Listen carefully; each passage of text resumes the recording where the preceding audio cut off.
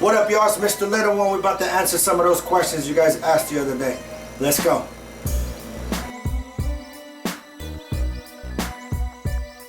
The relationship with Eazy was, it was a drunken night. The Bone Thugs and Harmony album had just came out. And you know, me and Knightowl at the time were in a group called Hollow Point. And we were trying to get, you know, people to listen to us. So we had bought the EP from Bone Thugs and Harmony. Drunk one day, I opened up the CD, it had a phone number. So I called the number and I just kept leaving the Hollow Point songs on the answering machine like all night. Passed out. The next day I was fucking drunk. The phone rings, I say hello. It's like, hey, how you doing? This is Jerry Heller over here at Ruthless. I got all your songs. We want you to come up. So I called Knightowl. We went up there and we met Jerry, we met Eazy. He sent us to the studio. We were at Mark Palladino's recording an album for Ruthless Records and Eazy died. That was a bitch.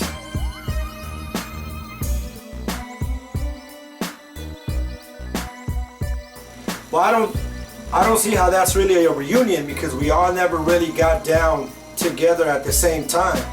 Like I know Shadow and Rob did their thing, and then me and Shadow did our thing, and then Knightowl and Shadow did their thing, and then, you know, it was kind of all over the place. So I think it would be dope.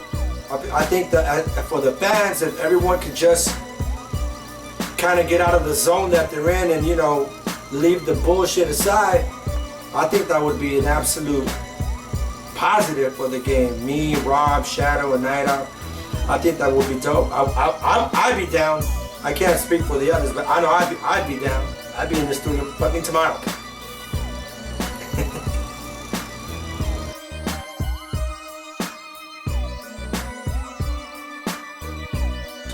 Who inspires me the most? I'd have to say that it's my children. You know, I've been through my ups, I've been through my downs in my life. You know, I've made many mistakes. You know, I've gotten, you know, infatuated with alcohol, and you know, it's so easy to get caught up in a dark place and it's so hard to get out of it.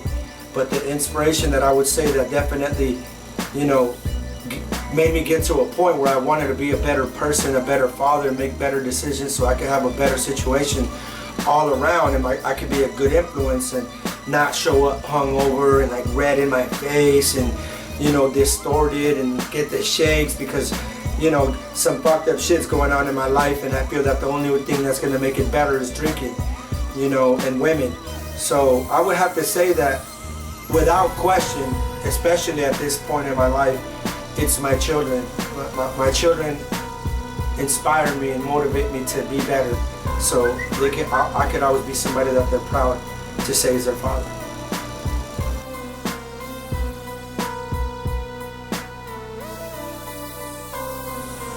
Well, I wouldn't say it's anything that made me, and I don't think I never really had faith in Satan. Like, who really has? I wasn't a devil worshiper with, you know, no, nothing like that. I just think that my life was surrounded by nothing but darkness and evil. So nothing but darkness and evil bullshit would come out of my mouth. You know, I think the whole boogeyman thing came because of the song The Boogeyman, and it just kind of stayed with me, you know, because of the hook. But, you know, did I ever sit there and get on my knees and like, nah. But did I have a lot of evil shit and a lot of darkness and nightmares and fucking demented shit going through my mind? Absolutely. But I think we all have, you know. And as far as God, you know, you become a father, you know, you experience different things in life, you become a different person, you know, you go from one obstacle to another, you overcome it. You know, I don't give a fuck who you are. When you're in the middle of some bullshit, the first thing you think of, the first thing out of your mouth is God. God help me. But we gotta say God help me when we're okay too. So I'm all about, you know, God in my life for sure. That doesn't mean I fucking walk around saying hallelujah every day, but God is first.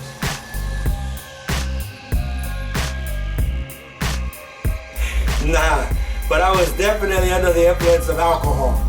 I recorded, I would say 80% of my first albums on Red Passion Alizé.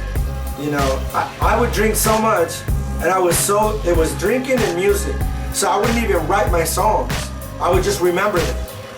So I'd go, and if I didn't have a big gulp from 7-Eleven with a bottle of Alizé and some cognac in it, I couldn't function. So, you know, half of those records you heard, I was intoxicated. That is the truth.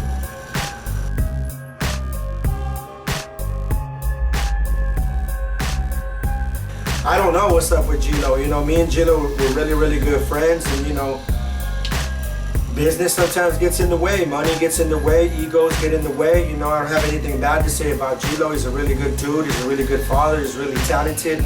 We just, you know, it was a different time. I kind of went this way, he went that way, we kind of lost touch, and you know, I hope he's doing well wherever he's at. You know, he's a really, really dope artist.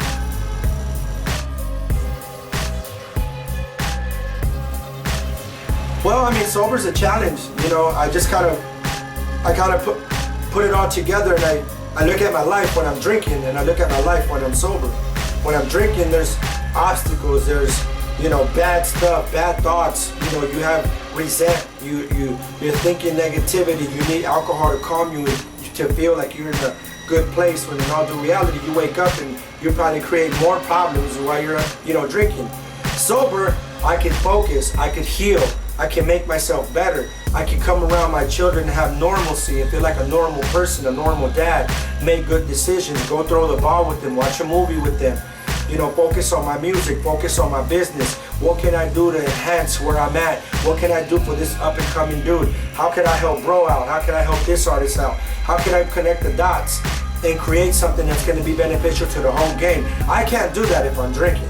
So being sober is definitely a positive for me, because my relationship with alcohol is probably like, you know, it's toxic, so I can't fuck with it.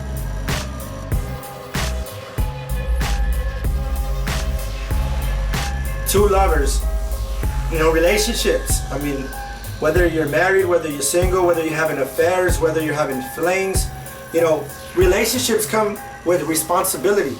And when you're not emotionally fit to be in a relationship, then your relationship is going to be fucked up.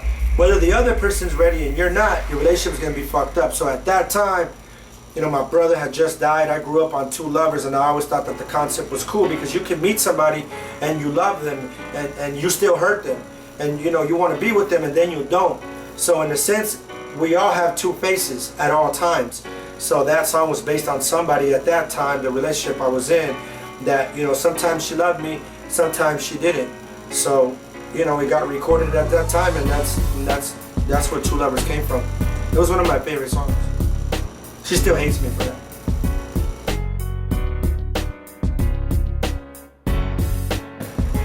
What up, y'all? Well, I hope that answers some of your questions. Make sure you come back to the page. We're gonna answer some more. Mr. Little One, baby. Yep.